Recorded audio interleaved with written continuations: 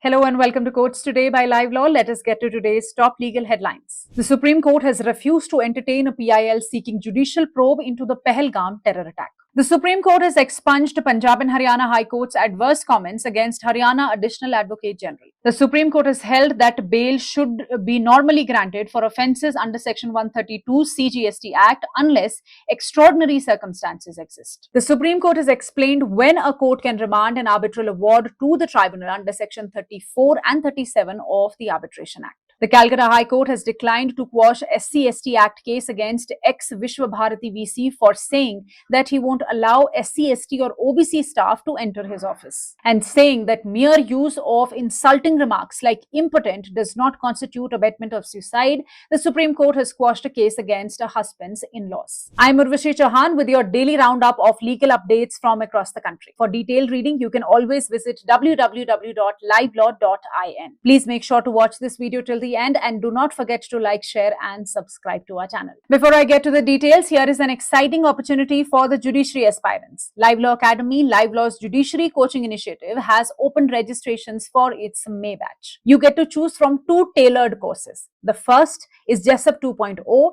a comprehensive 18-month online program covering everything you need to crack the judiciary exam and taught by an expert panel including retired judges. The second is JESSUP Lite, a flexible, weekday-only program for those who prefer a structured yet lighter approach. Sign up today and get an exclusive 25% early bird discount. Plus, you get to enjoy free Live Law subscription, case compilations, and much more. Don't miss this opportunity and enroll today at www.livelawacademy.com. The Supreme Court today refused to entertain a PIL seeking a judicial commission probe into the Pahalgam terror attack, which claimed the lives of 27 people in Jammu and Kashmir on 22nd April. A bench of Justices Surya Kant and N. Koteshwar Singh expressed a strong displeasure over the petition, observing that such pleas filed in sensitive times can demoralize the security forces and undermine social unity. The court underlined that judges are not trained investigators and passing such directions would set an unacceptable precedent. On realizing the court's disapproval, one of the petitioners appearing in person sought to withdraw the PIL. The court allowed withdrawal, granting liberty to approach the High Court solely on the issue of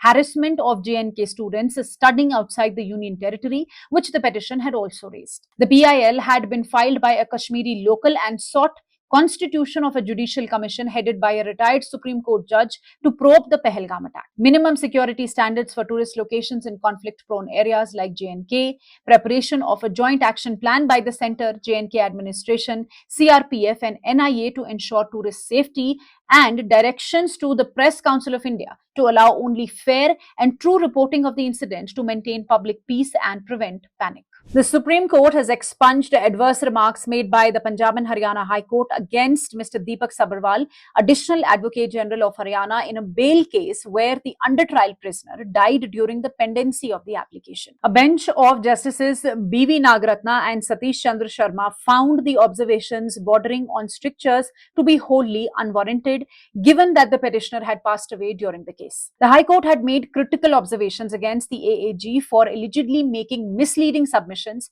stating that these contributed to relief being denied and indirectly linked to the petitioner's death due to medical issues. Challenging this, the state of Haryana approached the Supreme Court via a special leave petition, while the legal heirs of the deceased petitioner opposed the plea, asserting that the misleading submissions affected the outcome and led to the delay in relief. However, the Supreme Court noted that the deceased had received medical treatment at PGI Chandigarh and observed that the High Court should have disposed of the matter as infructuous instead of delving into the commentary on the conduct of the AAG. In February, let me tell you, the top court had already stayed the adverse comments. In its final judgment now, the court has set aside the relevant portion of the High Court's order expunging the adverse remarks against the AAG. Moving further, the top court has granted bail to a man who spent nearly 7 months in jail under charges framed by the Central Goods and Services Tax Act. The accused here was booked under clauses C, F and H of Section 132, subsection 1, which relates to tax evasion, fake invoicing and fraudulent input tax credit claims, offences that carry a maximum punishment of 5 years and a fine. A bench of Justices Abhay S. Oak and Ujjal Bhuya expressed surprise that bail had been denied at all levels, including by the magistrate and the Rajasthan High Court. The court noted that the evidence was entirely documentary in nature and the accused had no prior criminal record. criticizing the prolonged custody, the court said that in such cases, bail should ordinarily be granted unless exceptional circumstances exist. It reminded trial courts that routine GST offences should not lead to extended incarceration once the investigation is over and the charge sheet is filed. Under the Arbitration and Conciliation Act, if two parties have a dispute, they can resolve it outside court through arbitration, which is a private and a faster process. An arbitral award is the final decision of the arbitrator. But what if a party is unhappy with the award? They can approach the court under two sections of the Act. Section 34, where a person can challenge the arbitral award in court by filing an application to set it aside. And Section 37, where a person can appeal certain orders related to arbitration. These sections only mention setting aside or refusing to set aside the award. They do not say anything about modifying or changing the award. Well, over the years on this particular issue,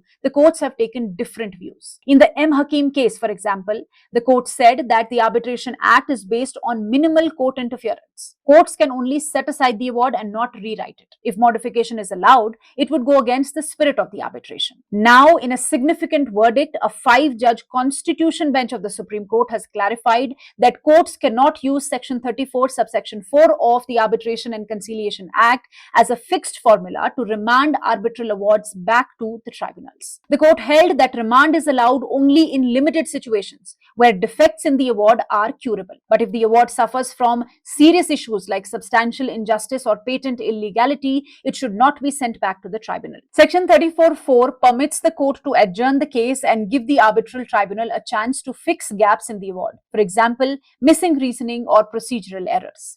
However, this power is discretionary and not mandatory. The bench led by CJI Sanjeev Khanna said that courts should act with precision like a sculptor with a chisel, meaning remand should be used carefully and not in cases where the entire award is flawed. The judgment also overruled a previous ruling in Kinari Mullik clarifying that a remand request need not always be in writing and can be made orally even after the court has started hearing the case. Finally, the court confirmed that appellate courts under Section 37 of the Act also have the power to remand awards just like trial courts under Section 34. This judgment was delivered by a ratio of 4:1. Justice K.V. Vishwanathan, let me tell you, delivered a dissenting opinion on key aspects of the ruling. He held that courts cannot modify arbitral awards under Section 34 as doing so would amount to a review on merits, which goes against the foundational principles of arbitrational law. He disagreed with the majority view that courts have the authority to alter post-award interest, asserting that any such modification should be referred back to the arbitral tribunal. He cautioned that allowing courts to intervene in this way could lead to complications, particularly in enforcement of foreign awards. Justice Vishwanathan also opposed invoking Article 142 of the Constitution to modify arbitral awards, warning that such use could create uncertainty in arbitration proceedings. The Calcutta High Court has refused to quash proceedings under the SC/ST Prevention of Atrocities Act against former Vishwa Bharati University Vice Chancellor Professor Bidyut Chakrabarti and other university officials. This case stems from allegations made by Dr. Prashant Meshram, a university employee who accused the former VC of making casteist remarks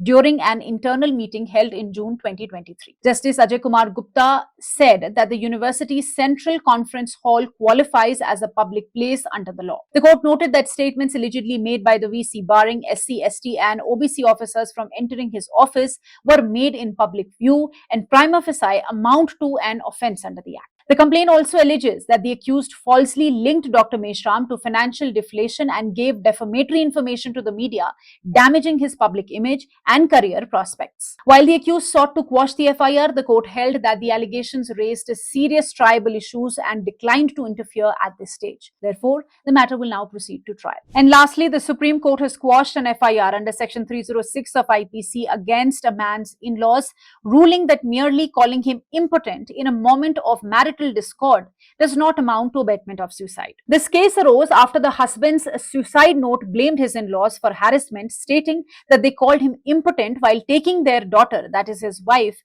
back to their parental home. The Madras High Court had earlier refused to quash the FIR, prompting the in-laws to appeal. A bench of Justices Abhay S. Oak and A.G. Massey of the Supreme Court observed that the remarks, although hurtful, were not enough to establish instigation. That the suicide occurred nearly a month later with no contact between the deceased and the accused in that interim. It said that for a case under Section 306, Abetment, as defined in Section 107 IPC, must involve active instigation, conspiracy, or intentional aid, which was missing here. Citing earlier precedents, including M. Arjunan versus the state, the court held that mere use of abusive or insulting language, even if humiliating, does not by itself establish abetment.